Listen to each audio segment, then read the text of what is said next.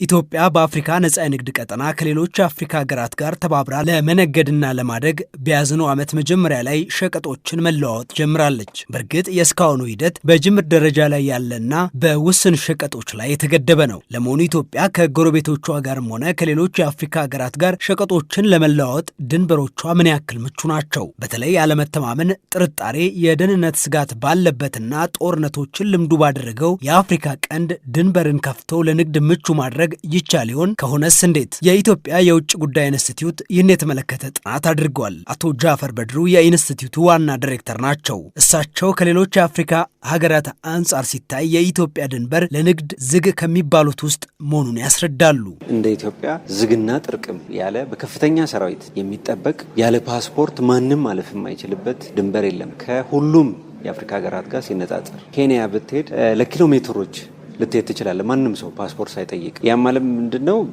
ይሄ ያቀለዋል ንግዱን፣ መተሳሰሩን እና እነዚህ ሀገራት በጣም አሁን ኢስት አፍሪካ ኮሚኒቲ ብትሄድ ዩጋንዳ፣ ኬንያ፣ ታንዛኒያ ድንበሮቻቸው በጣም ክፍት ናቸው። ድንበርን የሚያዩበት መንገድ እንደኛ አንዲት ቅንጣት መሬት ቆርሼ አልሰጥም እፋለማለሁ በሚለው በጣም ሀርድ የድንበር እይታ አይደለም። ሶፍት ነው እይታቸው፣ ከመሬት ጋር የተያያዘ አይደለም። ከዛ ይልቅ የህዝቦች መስተጋብርን፣ የኢኮኖሚ መስተጋብርን የሚያቀፍ ነው። ድንበሮቻቸውም በቅኝ ገዢዎቻቸው የተሰመሩ ስለሆኑ ማለት ነው። ያንን በመርህ ደረጃ በቅኝ ገዢዎቻቸው የተሰመረውን ድንበር ከኢትዮጵያ አንጻር ደግሞ ያው ልምምዳችንና ባህላችን ለየት ይላል። በቅኝ ግዛት ያልተገዛነን እያንዳንዱ ድንበር የተገኘበት መንገድና የተሰመረበት መንገድ ስለሚታወቅ ስስ ነው፣ ማንም እንዳይጠጋ በጣም እንትን እንላለን። ያ ነገር ግን የአመለካከታችን ስለ ድንበር ያለን ሀርድ አመለካከት ከጎረቤቶቻችን ጋር ያለን የኢኮኖሚ የማህበረሰብ መስተጋብርን እንዲያውክ ፍቀድ ያለብን አይመስለኝም። ያንን ሶፍት ማድረግ አለብን። በኢንስቲትዩቱ ከፍተኛ የአፍሪካ ጉዳዮች ተመራማሪ የሆኑት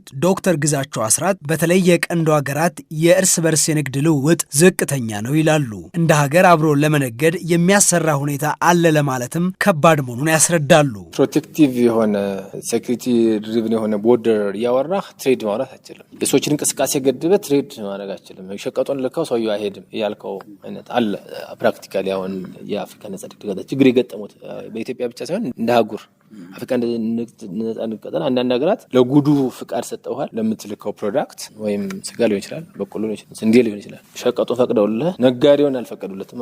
ትራንዚት የሚያደርገውን የሚወስደውን እሱ ፕሮቶኮሎች መስተካከል ሪቪዥን የሚያስፈልጋቸው ያንን ከማይግሬሽን አንጻር ከምናምን አንጻር ምናምን እየታዩ ነው እንግዲህ እነዚህ አይነት። ስለዚህ ይችናት ሴኪዩሪቲን የሀገራትን ደህንነት ባስጠበቀ መልኩ እንዴት የሰዎችን እንቅስቃሴና ንግድ እንቅስቃሴውን ታሳልጣል። የአፍሪካ ነጻ ንግድ ቀጠና መሄድ የተቋቋመው ይሄን ለማስፈጸም ነው። አፍሪካውያን በራሳቸው ቀጠና ማነግ አለባቸው። 22% ነው እስካሁን ባለው አፍሪካ በኮንቲኔንት ውስጥ ንግድ የሚያደርግ። ኢትዮጵያ በተለይ ከ17 አይደርስም። በእርግጠኝነት በጣም ያነሰ ንግድ የምታደርግ ኢንትራ አፍሪካ ትሬድ በጣም ዝቅተኛ ነው። ተመራማሪው ድንበሮች ለእርስ በርስ ንግድ ክፍት ይደረጉ ማለት የደህንነት ጉዳይ ቸል ይባል ማለት እንዳልሆነ አስረድተዋል። የአፍሪካ ቀንድ አሸባሪዎች በተደጋጋሚ ጥቃት የሚፈጽሙበት ግጭትና ትርምስ የማይለየው ስለሆነ የጥበቃ ሁኔታም ይህን ታሳቢ ባደረገ መልኩ መሆን እንዳለበት አክለዋል። ሆርን ኦፍ አፍሪካ እንደምናየው ሲሪየስ የሆነ ሚስትረስት አለ በሀገራት መካከል። ሲሪየስ የሆነ ሂስቶሪካል ኮንፍሊክት አለ፣ በታሪክ ግጭት አለ። ሲሪየስ ሆኖ ያልፈተናቸው ማዕት አሉ። ኢንተርናል ዊክነስ አለ፣ ሪጂናል ዊክነስ አለ።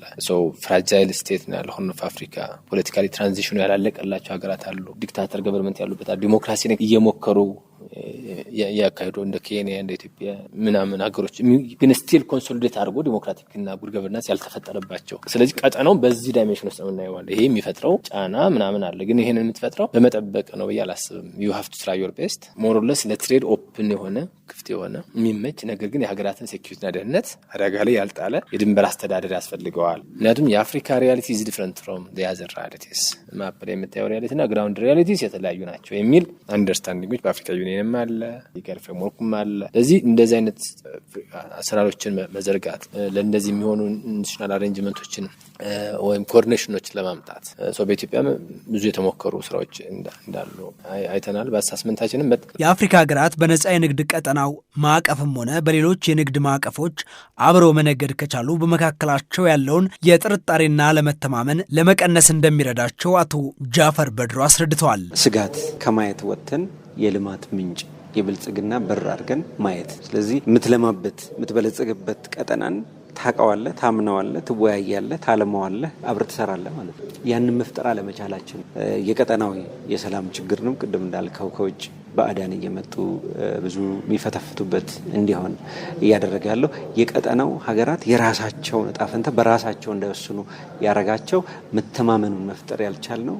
ከዚህ እይታ ነው። ስለዚህ ይህንን ማፍረስ ያለብን ድንበሩን የምናይበት ይሄ ጥርጣሬ መንፈስ፣ የመገፋፋት እሳቤ ሁሉም ነገር ከሀሳብ ስለሚጀምር ማለት ነው። እሱን ነው ያንን የእሳቤ መዋቅሩን ነው ማስተካከል ያለብን። ከዛ በኋላ ድንበሩን አዎንታዊ በሆነ መልኩ እናያለን። አብረን እንዴት እንልማ፣ አብረን እንዴት እናሳድግ፣ እንዴት እንነግድ፣ እንሻሻጥ ይሆናል እንትኑ ማለት ነው። አብረ የሚነግድ ሰው፣ አብሮ የሚሰራ ሰው፣ የሚኖር ሰው ይተማመናል ማለት ነው። እምነቱ ነው ዋናው። ቀጠናውን የሚያሳድገው ይዞ የሚሄደው እምነቱ ነው። ስለዚህ አብሮ ያለውን ሰው ካመንከው፣ ጎረቤትህን፣ ወንድምህን የምታምን ከሆነ ሩቅ ያለ ሰውን ከሱ የተሻለ የምታምንበት ምንም አይነት ምክንያት። የአፍሪካ ነጻ የንግድ ቀጠና ኢትዮጵያን ጨምሮ ከ1.3 ቢሊዮን በላይ ሸማቾችን ያገበያያል ተብሎ ይጠበቃል። ይህ የሚሆነው ደግሞ ሀገራት ድንበራቸውን ለንግድ ምቹ ሲያደርጉ እንደሆነ ተነግሯል።